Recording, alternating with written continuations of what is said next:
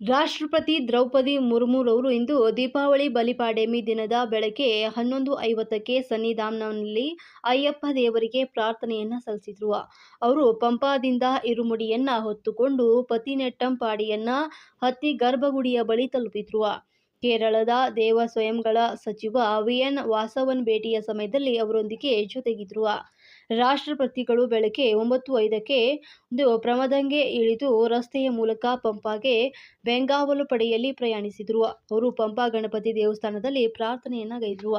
ಪೂಜೆ ಸಲ್ಲಿಸುವಾಗ ದೇವಾಲಯದ ಮುಖ್ಯಸ್ಥರಾದಂತಹ ವಿಷ್ಣು ನಂಬೂದರಿ ಮತ್ತು ಶಂಕರನ್ ನಂಬೂದರಿ ಇರುಮುಡಿಕಟ್ಟು ಸಿದ್ಧಪಡಿಸುವಲ್ಲಿ ಅವರಿಗೆ ಸಹಾಯ ಮಾಡಿದ್ದಾರೆ. ಶಬರಿಮಲೆ ದರ್ಶನದ ನಂತರ ರಾಷ್ಟ್ರಪತಿ ದ್ರೌಪದಿ ಮುರ್ಮುರವರು ಕಳೆದ 2 ದಿನಗಳಿಂದ ಭದ್ರತಾ ನಿಯಂತ್ರಣದಲ್ಲಿರುವಂತಹ ಸನ್ನಿಧಾನಂನ ಮುಖ್ಯ ಕಚೇರಿಯ ಸಂಕೀರ್ಣದಲ್ಲಿ ವಿಶೇಷವಾಗಿ ವ್ಯವಸ್ಥೆ ಮಾಡಲಾದಂತಹ ಕೋಣೆಯಲ್ಲಿ 2 ಗಂಟೆಗಳ ಕಾಲ ತಂಗಿದ್ರು. ಇತ್ತೀಚೆಗೆ ನವೀಕರಿಸಿದಂತಹ ಅಡುಗೆ ಮನೆಯಲ್ಲಿ ಅವರಿಗೆ ಊಟ ಸಿದ್ಧಪಡಿಸಲಾಯಿತು. ರಾಷ್ಟ್ರಪತಿ ಭವನದ ಸಿಬ್ಬಂದಿ ವ್ಯವಸ್ಥೆಗಳನ್ನು ನೋಡಿಕೊಂಡ್ರು. ರಾಷ್ಟ್ರಪತಿಗಳು ಮಧ್ಯಾಹ್ನದ 3:10ಕ್ಕೆ ಸನ್ನಿಧಾನಂನಿಂದ ಹೊರಟು 4:20ಕ್ಕೆ ನಿಲಕ್ಕಲ್ ನಿಂದ ತಿರುವನಂತಪುರಕ್ಕೆ ಹೆಲಿಕಾಪ್ಟರ್ ಮೂಲಕ ಪ್ರಯಾಣಿಸಲಿದ್ದಾರೆ ಅಂತ ಎಲ್ಲ ಮೂಲಗಳಿಂದ ತಿಳಿದು ಬಂದಿದೆ.